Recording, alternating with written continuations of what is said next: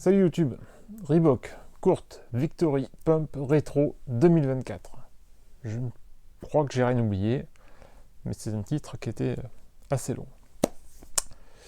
Alors, ils ont respecté le nom, est-ce qu'ils ont respecté la paire?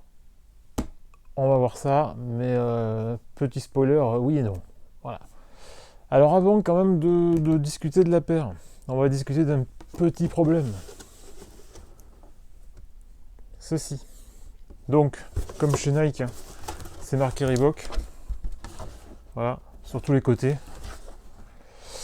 Et ça là, eh ben, soi-disant ça a été renforcé. Voilà, la Poste a renforcé votre colis. Non, la Poste a visité mon colis. J'ai pas la facture. Et les volets à l'intérieur sont complètement ouverts, il n'y a plus rien qui tient. Donc pas merci d'avoir regardé dedans, mais merci quand même de me l'avoir amené quoi. Voilà. C'est pas classe. Franchement c'est pas classe, c'est pas nouveau. Hein. On sait que de toute façon ça choure à tout va à la Poste. C'est pas, je suis pas une exception, ça m'est déjà arrivé aussi. Et ça arrive à d'autres souvent aussi malheureusement. Et c'est pas normal. Donc après c'est vrai que les fabricants sont un peu cons à taguer les cartons. Je l'avais déjà dit dans une autre vidéo, Nike aussi, c'est de la bêtise pure de marquer. Il y a ça, enfin c'est ça qui est dedans. Et en plus Nike c'est encore pire puisqu'on a les étiquettes, on sait exactement le modèle avec le SKU, la taille, on sait tout. Donc sur une boîte, sur un carton Nike. Là à la limite Reebok, à moins que ce soit là, mais je ne saurais pas, il n'y a rien de marqué. Voilà, donc peut-être que ça tente plus de visiter parce que comme on ne sait pas exactement, on sait que c'est du Reebok, mais on ne sait pas ce qu'il y a dedans. Voilà, Nike on peut savoir tout de suite si on n'est pas trop con. Reebok non, c'est pas le cas. À part le poids, oui parce que ça fait 500 grammes, mais c'est tout. Il n'y a rien d'autre dessus. C'est pas GGN. Petite parenthèse à la Poste terminée. On passe donc à ceci. Alors, avant tout aussi, je veux remercier Laurent pour le plan, parce que c'est vrai que c'est une paire qui traînait à 160 balles un peu partout, qui ne baissait pas. Et donc Laurent Jeannin sur Facebook avait un plan pour l'avoir à 80. Donc à 80 balles, je me suis laissé faire.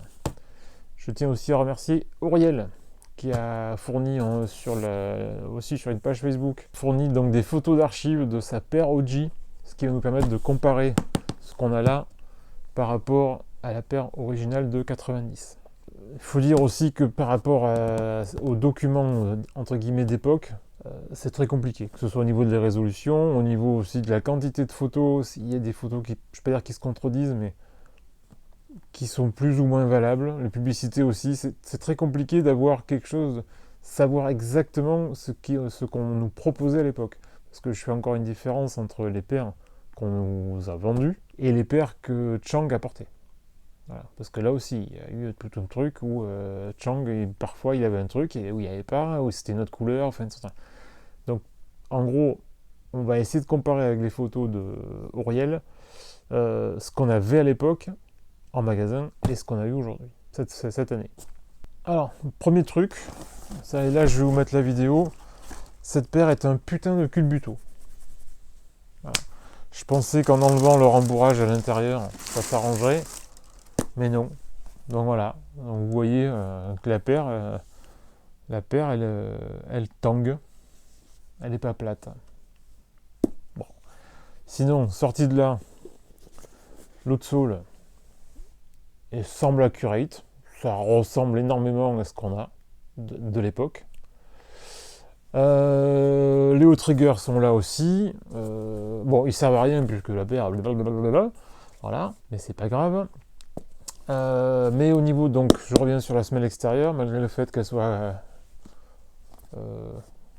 concave, convexe. Vous me direz, je sais jamais. Je crois que convexe c'est creux et concave c'est, ou c'est peut-être l'inverse, je ne sais plus. Tout ça, ça colle, ça correspond, ça marche, voilà. Les hauts triggers, donc, ils sont là, mais ils servent à rien, puisque la paire tourne, de toute façon. Puisqu'on est à l'outsole, le Excelite n'est pas du Excelite, voilà, c'est un petit bout de plastoc, Alors c'est du plastoc mou quand même, hein, et on a un semblant de nid d'abeille, mais ce n'est pas du Hexalite. Là-dessus, je ne suis pas d'accord. D'ailleurs, pour ça qu'on reviendra sur la mention Hexalite qui est au talon, qui est mensongère, totalement. Quand on remonte ces renforts là, alors oui, ils sont bien là, au niveau de la forme, c'est bon, ça colle. Mais pourquoi ils sont pas transparents? Là, on a un bleu turquoise, mais plein. On voit pas dessous. Théoriquement, on est censé voir le cuir qui remonte. Et là, c'est pas transparent. Donc, bizarre. Même chose puisqu'on y est sur les plastiques. Le plastique qui est là, donc là c'est bleu, c'est bon. Mais là, c'est gris. Ça devrait pas être gris. Et puisqu'on est au gris, tout se suit, hein, puisque la paire est entre guillemets cohérente, mais cohérente et bizarre. Et puisqu'on est au gris, ça devrait pas être gris. Donc, bizarre. C'est très bizarre. Pourquoi ressortir une paire aussi, je ne vais pas dire éloignée, mais on dirait qu'ils l'ont faite, hein, mais ils n'avaient pas envie de la faire, quoi. C'est vraiment l'impression que ça donne. Bon. Le petit logo Pump, là, que moi je ne connaissais pas, que je n'avais jamais vu sur les rétros que j'ai, je l'avais jamais vu. D'ailleurs, il n'est pas non plus sur la verte. Il est que sur la bleue. Alors ça correspond à la pub, où il y a Chang, et donc on le voit. Et apparemment en match sur les PE, il l'a eu aussi, mais sur certains trucs, pas sur tous. On voit d'autres photos, d'autres mauvaises vieilles photos, où on l'a pas. Donc je ne sais pas, c'est très bizarre. On passe au pump, parce que ça c'est le plus flagrant, et c'est le plus honteux, à la limite. Déjà, il est trop petit, de 1, et de 2, qu'est-ce que c'est que ces traits bleus là? Alors que le pump soit écrit en bleu, bah, ça, à la limite, oui, d'accord. Mais les deux traits qu'on a là, qu'est-ce que c'est que ça? Ça rime à rien. Puisqu'on est sur la languette, alors le tennis et Reebok, ça c'est bon, ça c'est accurate, ça va. Il y a au moins ça qui est sauf, hein. Au niveau du nid d'abeille aussi, au niveau de la languette, ça va, ça passe. Ça, c'est ressemblant, y a rien à dire. Alors, si on continue à descendre sur le toe box, les perforations qui sont là, c'est bon, ça colle. Le renfort ici, pour glisser, c'est pas mal, mais pour moi, il me semble un peu petit. Je peux me tromper, je peux dire une bêtise, mais ça me semble un peu petit. Voilà, bon, pourquoi pas. On va arriver vers la fin, parce que là, alors, j'ai pris mon pied droit. Alors, je vais prendre le pied gauche, parce que le pied gauche, je l'ai délacé. Au niveau de la doublure intérieure, ça colle, et elle correspond à celle-ci.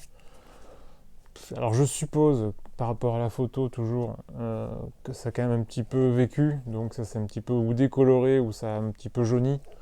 Je pense que celle-ci fera pareil, hein. Donc là, on a quand même un bleu qui est raccord avec tout le reste, tout le bleu qu'on a sur la paire. Mais je pense qu'avec le temps, ça va bouger. Donc ça va. Là aussi, la doublure ici, bah, c'est gris. Donc ça, c'était pas très compliqué à faire, hein. Bon, voilà. Et j'espère qu'on va le voir. Mais normalement, en général, j'ai vu que sur les autres vidéos, on arrivait à se voir. Donc normalement, ça devrait être bon. Je vais un petit peu tirer ça. On a la semelle intérieure blanche avec le logo The Pump. Et ça colle aussi. Sinon, bah, la paire est symétrique, donc que ce soit le pied gauche ou le pied droit, on a exactement la même chose. Pas de surprise, pas de blague.